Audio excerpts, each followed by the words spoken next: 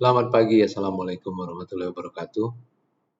Baik teman-teman, kita lanjutkan sekarang dengan sesi 13 ya, ini pure mengenai teori, mengenai jenis dan teknik akuisisi. Berarti kita nanti hanya tinggal punya 2 sesi ya, minggu depan online sesi 14 dan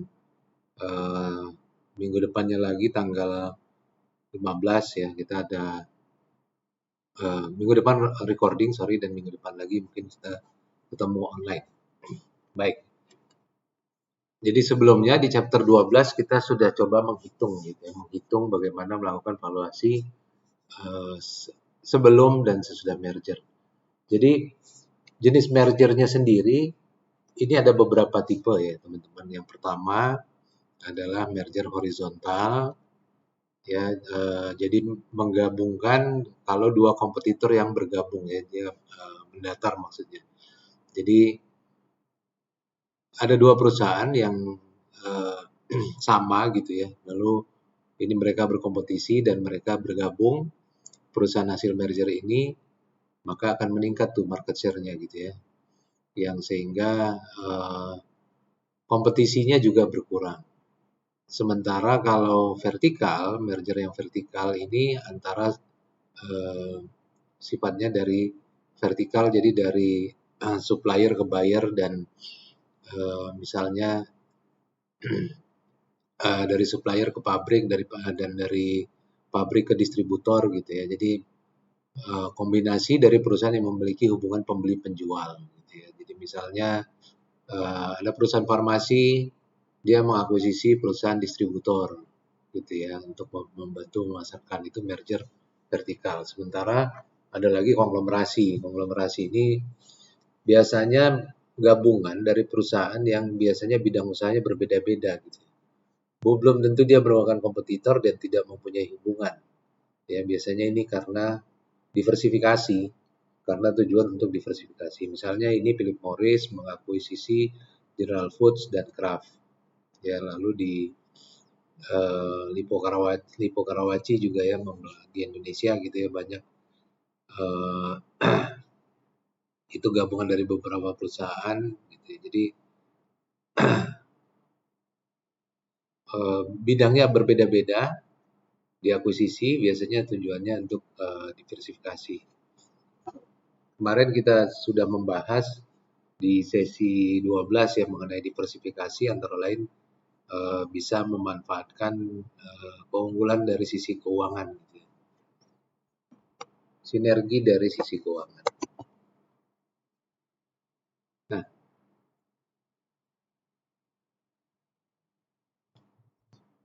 alasan melakukan merger dan akuisisi. Yang pertama adalah tadi diversifikasi, bahwa tujuan perusahaan ingin menguasai dan memiliki kekuatan untuk mendapatkan peluang yang lebih besar. Ya, bisa juga bidang usahanya berbeda. Adanya keuntungan yang lebih tinggi ketimbang usaha lain juga salah satu strategi dari diversifikasi. Yang kedua adalah melakukan investasi, yaitu menambah dan mendapatkan keuntungan sebanyak-banyaknya. Jadi menambah pundi-pundi pendapatan. Lalu yang ketiga adalah memperluas skala perusahaan. Jadi dengan merger maka skala perusahaannya akan lebih luas gitu ya, jangkauannya lebih luas. Sumber keuangan perusahaan juga akan semakin besar.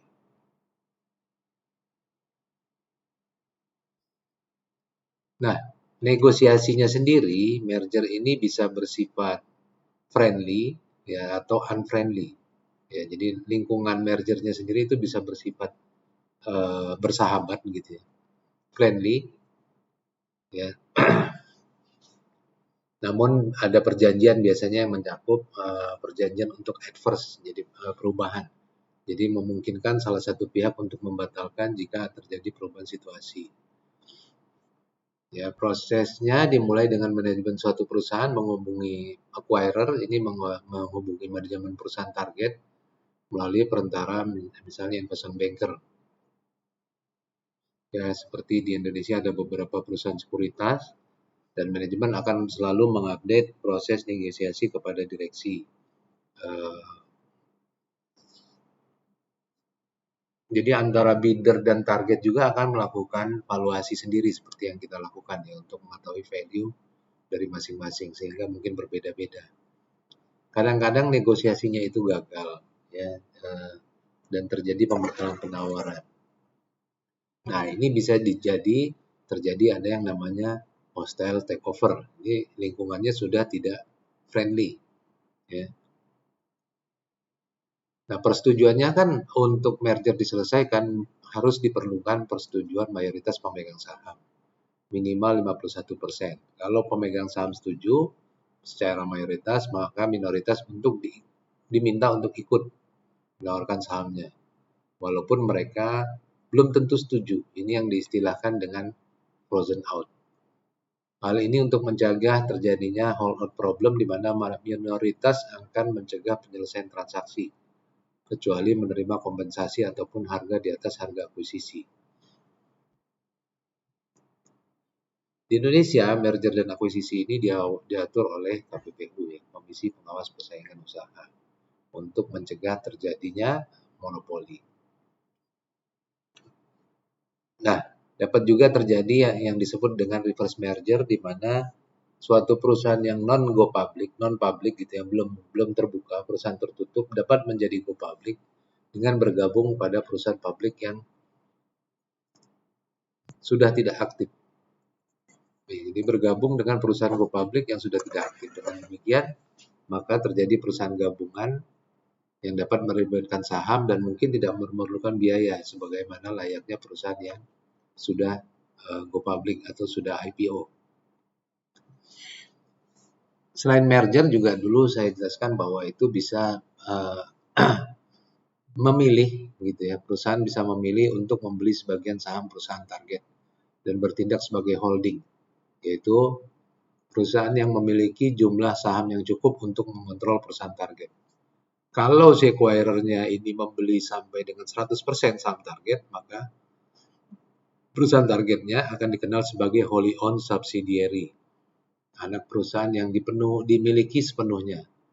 Walaupun demikian, tidak selalu diperlukan penguasaan 51% saham untuk bisa mengontrol target. Jadi bergantung kepada tipe bisnis. Ini maksudnya kalau memang tipe bisnisnya berkaitan, mungkin tidak diperlukan penguasaan 51% saham perusahaan. Misalnya yang saling membutuhkan tadi antara pabrikan dengan distributor gitu ya. Mungkin tidak perlu sampai 51%, tapi karena bisnisnya memang saling membutuhkan, jadi penguasaan sahamnya tidak perlu sampai dengan 51%. Ada juga perusahaan ini akan mengumpulkan modal gitu ya di dalam IPO, dananya akan digunakan untuk akuisisi. Nah, perusahaan ini adalah kendaraan gitu ya, kendaraan yang digunakan yang suka disebut sebagai special purpose acquisition vehicle. Jadi tujuannya adalah dia untuk mengumpulkan modal di IPO. Dana ini biasa disimpan dan menghasilkan return sementara, acquirer-nya masih mencari dana untuk akuisisi. Ya, sebagian dana juga digunakan untuk pembayaran biaya. Investor sendiri yang berinvestasi pada special purpose ini bisa berisiko karena kemungkinan perusahaan ini tidak bisa menyelesaikan akuisisi. Ada juga di dalam proses ini yang disebut pihak yang disebut sebagai corporate trader. Ya, corporate trader itu adalah perusahaan ataupun individu yang berusaha melakukan akuisisi. Tapi dia menggunakan junk bonds. Junk bonds itu apa? Obligasi yang biasanya nilainya rendah gitu dan berisiko tinggi. Jadi si corporate trader ini sendiri akan memperoleh keuntungan dari selisih dari akuisisi itu, dari upaya dia melakukan akuisisi. Kenapa disebut upaya? Karena corporate trader ini sering memperoleh keuntungan berkali-kali dari upaya akuisisi tanpa sekalipun mengelola ownership perusahaan target. Nah, mungkin teman-teman nanti bisa cerita nih, siapa kira-kira di Indonesia yang mungkin bisa dikenal sebagai corporate trader. Ada mungkin ya kalau kita bayangkan gitu ya, ada beberapa perusahaan yang memang melakukan akuisisi lalu diperbaiki dan dijual kembali ya. Jadi dia mengharapkan keuntungan dari akuisisi itu. Take over dari raider ini berusaha untuk menjual saham target yang lebih tinggi dari yang sebenarnya dibayarkan. Kemampuan raider untuk mendapatkan aset target yang bernilai dengan saham yang dimilikinya akan menjadikan hostile takeover yang menguntungkan. Menguntungkan untuk siapa? Menguntungkan untuk trader. Nah, ini kita balik lagi ya bahwa ada beberapa alasan fundamental dilakukan merger dan akuisisi adalah pertama growth, masalahnya pertumbuhan, yang kedua adalah sinergi, ketiga adalah diversifikasi, dan keempat antara lain motif ekonomi lainnya. Ya, growth ini adalah dia mengharapkan dengan merger dan akuisisi dia mengalami pertumbuhan. Ini yang disebut dengan pertumbuhan anorganik ya. Mungkin dia akan lebih cepat dibanding tumbuh secara internal atau organik ya. Jadi dengan anorganik pertumbuhannya akan lebih cepat. Kalau secara organik pertumbuhannya lebih lambat dan tidak pasti. Merger dan akuisisi akan memberikan proses lebih cepat ya, walaupun mungkin prosesnya juga tidak pasti ya, tapi akan menghasilkan proses yang lebih cepat. Sinergi ya, jadi sinergi juga yang sudah saya jelaskan sebelumnya, sinergi itu jika value perusahaan gabungan itu lebih besar daripada value perusahaan masing-masing jika berdiri sendiri ya. Ini kalau digabungkan, digambarkan bahwa net acquisition value itu adalah value gabungan A dan B dikurang value A dan value B secara sendiri-sendiri. Lalu dikurangi dengan premium. Nah, premiumnya juga sudah saya gambarkan kemarin ya, ada kontrol, ada sinergi. Lalu dan terakhir dikurangi dengan biaya. Ya, jadi kalau dia membayarkan lebih dari nilai pasarnya itu kita sudah bisa sebutkan itu ada premium. Nah, premium ini didapat dari mana? Di sesi sebelumnya sudah saya jelaskan bahwa premium ini bisa didapat dari nilai dari sinergi dan bisa dapat dari nilai dari sinergi nanti ada sinergi operasional dan sinergi keuangan. Lalu yang ketiga adalah diversifikasi, ya bahwa perusahaan ini bisa tumbuh di luar kategori industrinya, dan motif ekonomi lainnya seperti dia melakukan integrasi ya, baik horizontal maupun vertikal. Jadi kalau horizontal seperti yang saya sebutkan tadi, itu misalnya antara dua pesaing gitu ya, dan vertikal itu misalnya antara yang punya hubungan pembeli dan penjual seperti supplier dan produsen gitu ya, dan pabrikan. Nah, ini ada hipotesis terkait dengan merger dan akuisisi ya. Ini dari Richard Roll yang disebut dengan hubris hipotesis. Di mana menurut Richard Roll peran dari kebanggaan manajer dalam perusahaan acquirer yang mengakuisisi bisa menjadi alasan takeover. Ya. Jadi bahwa takeover itu mungkin motif personal dari manajer ya. Jadi manfaat ekonomis kepada acquirer tidak menjadi satu-satunya motivasi dalam melakukan akuisisi, tapi juga ada kebanggaan dari manajer. Jadi kalau kondisi ini terjadi, yang menurut hipotesis ini adalah harga perusahaan acquirer atau pengakuisisi akan jatuh ya setelah pasar mengetahui rencana takeover. Kenapa? Karena takeover ini tidak sepenuhnya dilakukan untuk kepentingan pemegang saham pengakuisisi. Ya, jadi tidak menggambarkan alokasi kekayaan yang efisien.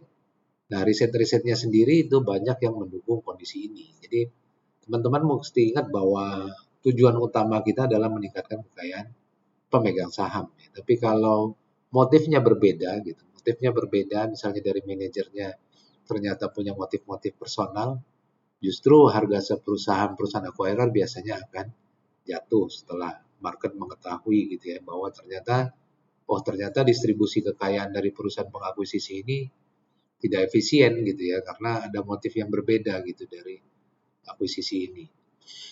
Harga saham perusahaan target akan meningkat dengan dilakukannya penawaran. Justru sih, jadi seperti saya sebutkan juga sebelumnya bahwa pemenang sebenarnya itu adalah biasanya perusahaan target. Ya, kenapa? Karena biasanya acquirer-nya bersedia untuk membayar dengan premium. ya, dengan value yang lebih tinggi dari value perusahaan target sebenarnya kalau dia berdiri sendiri. Efek gabungan dari kenaikan harga saham target dan penurunan harga saham acquirer harusnya negatif. Jadi kalau dia menurut hipotesis ini, kalau motifnya berbeda, kalau kita gabung gitu ya, jadi perusahaan pengakuisisi dan perusahaan yang diakuisisi, perusahaan pengakuisisi harga sahamnya akan turun dan pengurusan yang diakuisisi harga sahamnya akan naik, gabungannya akan negatif. Kenapa? Karena ada faktor biaya. Nah, ini winner's curse ya. Winner's curse ini bukan saja di merger di saham tapi juga di merger akuisisi, bahwa mungkin bidder itu ya, penawar akan memperkirakan nilai perusahaan yang terlalu tinggi, ya, melakukan valuasi yang terlalu tinggi. Ya, kemarin kita juga contohkan waktu di Compaq gitu ya, kasus Compaq dan Digital Equipment ya. Jadi kemungkinan besar justru targetnya yang akan memperoleh manfaat paling besar. Ya, kenapa? Karena pengakuisisi acquirer akan cenderung melakukan overpay.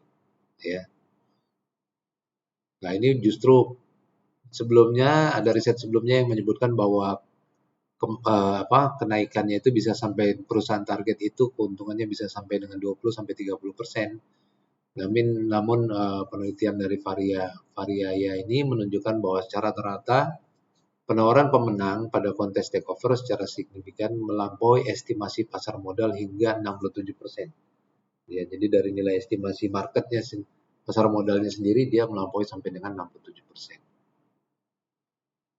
Nah, ini kalau takeovernya dalam kondisi unfriendly ya, yang disebut dengan hostile takeover atau pengambilan alihan secara paksa. Ya, cirinya apa? Cirinya adalah adanya penolakan dari manajemen perusahaan target terhadap pengakuisisi pada kali pertama.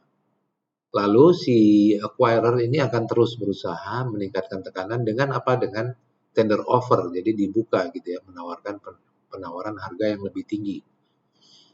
Sehingga akhirnya pemegang saham target akan memperoleh premium yang lebih tinggi dari penawaran. Dan pada akhirnya si acquirer ini akan membeli terlalu mahal. Kondisi ini juga bisa kita terjadi gitu ya di Indonesia. Misalnya sikap pemerintah untuk menekan PT Freeport gitu ya, untuk take it or leave it, itu juga bisa disebut dengan hostile takeover. Nah, ini antara lain tender offer ya, ini sudah kita pernah bahas ya, bahwa taktiknya adalah dengan mensukseskan hostile takeover, yaitu dengan menawarkan langsung harga saham target melalui pengumuman publik. Ya, jadi kalau dengan tender offer diumumkan gitu harga yang diminta dan bisa saja lebih tinggi dari harga pasar. Kadang-kadang perusahaan yang diakuisisi mungkin manajemen dan pemegang sahamnya mungkin tidak menyetujui untuk dilakukan takeover ini untuk perusahaan target. Jadi mereka melakukan taktik yang disebut dengan taktik defensif. Ya, jadi bisa saja misalnya karena manajemen atau jajaran direksi berupaya untuk mengamankan posisi struktural mereka, atau keinginan pemegang saham untuk meningkatkan posisi tawar mereka, atau untuk mempertahankan kepemilikan perusahaan. Jadi mereka melakukan taktik defensif ya. Ini yang mereka lakukan kalau sebelum dilakukan penawaran, sebelum menerima penawaran ya. Yang pertama, mereka mungkin melakukan teknik rekayasa finansial, sehingga struktur finansial perusahaan target ini menjadi tidak menarik gitu ya, tidak menarik buat pengakuisisi. Peningkatan kinerja perusahaan ya, dengan memberikan keuntungan maksimum kepada pemegang saham yang akan diakuisisi, sehingga mereka tidak menjual saham kepada pengakuisisi. Dan yang ketiga adalah merubah anggaran dasar. Ini memang sebelum melakukan sebelum penawaran, ya, atau yang disebut dengan shark repellent. Jadi merubah anggaran dasar. Antara lain, ya, ini bisa kita lihat ada 4 shark repellent ini atau perubahan anggaran dasar. Ya, pertama yang disebut dengan golden parachute. Jadi adanya membuat perjanjian antara manajemen perusahaan target dengan pengakuisisi di mana manajemennya ini justru meminta kompensasi yang besar. Atau ada yang disebut dengan mereka menerbitkan 2 saham yang memiliki hak voting yang berbeda. Ya, ini yang disebut dengan dual class share. Jadi pengakuisisi sendiri mengalami kesulitan. Ya, misalnya saham yang dijual hanya saham yang punya hak voting rendah. Atau mereka melakukan perubahan anggaran dasar sehingga merger dan akuisisi hanya bisa disetujui oleh jumlah suara tertentu pemegang saham. Jadi perlu super majority. Kalau tadi kita sebutkan 51% bisa saja di anggaran dasar disebutkan gitu ya, dirubah. Jadi harus super majority, harus persetujuan 80% pemegang saham sehingga kesulitan untuk dilakukan akuisisi. Lalu bisa juga mereka membuat aturan bahwa di dalam anggaran dasar bahwa jajaran direksi hanya bisa diganti setelah jangka waktu tertentu. Ya, sehingga pengakuisisi itu mungkin kesulitan untuk merubah posisi dewan direksi dan mereka akhirnya enggan untuk melakukan akuisisi. Hal ini yang disebut dengan staggered board of director. Ini sebelum penawaran diterima. Next adalah teknik defensifnya adalah setelah penawaran diterima. Setelah adanya tender offer oleh pengakuisisi. Jadi beberapa teknik defensif yang dilakukan antara lain Pac-Man defense, yaitu adanya perjanjian antara manajemen perusahaan target dan pengakuisisi, di mana manajemen akan meminta kompensasi yang besar, ya ini sudah adanya penawaran. Lalu adanya share untuk saham untuk buyback, ya dengan premium, di mana perusahaan akan menawarkan untuk membeli kembali dari pemegang saham dengan harga premium atau lebih tinggi dari harga saham. Ya, maksudnya agar pemegang saham existing bersedia menjual sahamnya kepada perusahaan sehingga sehingga jumlah saham yang beredar akan semakin sedikit. Ya, jadi dibeli kembali ya, di buyback gitu ya, di buyback kembali, di buyback saham yang sudah beredar sehingga yang beredarnya akan semakin sedikit. Nah, buyback ini dengan harga yang lebih tinggi. Yang ketiga adalah white knight, di mana si acquirer ini akan mencari acquirer yang pengakuisisi yang lain. Si perusahaan target, maksud saya. Perusahaan target ini akan berusaha mencari pengakuisisi yang lain yang mungkin lebih menguntungkan. Ya, ini yang disebut dengan white knight atau ksatria putih. Ada juga crown jewel, yaitu setelah menerima penawaran mereka menjual aset-aset perusahaan, ya. Ini seperti Bandung Lautan Api gitu ya. Jadi aset-aset perusahaan, kalau Bandung Lautan Api itu kotanya gitu ya dibakar, dan ini crown jewel juga. Jadi aset-aset perusahaan itu dijual. Yang terakhir itu poison pill, yaitu memberi target memberi hak kepada pemegang sahamnya untuk membeli kembali sahamnya yang telah diakuisisi justru dengan harga yang lebih murah. Jadi diberi hak pada pemegang saham existing untuk membeli kembali dengan harga yang lebih murah. Baik, saya kira itu aja untuk sesi 13 ya. Nanti kita lanjutkan di sesi materi yang terakhir, itu sesi 14. Saya ingin menjelaskan mengenai prinsip-prinsip dari restrukturisasi perusahaan atau corporate restructuring. Baik, terima kasih. Selamat pagi. Assalamualaikum warahmatullahi wabarakatuh.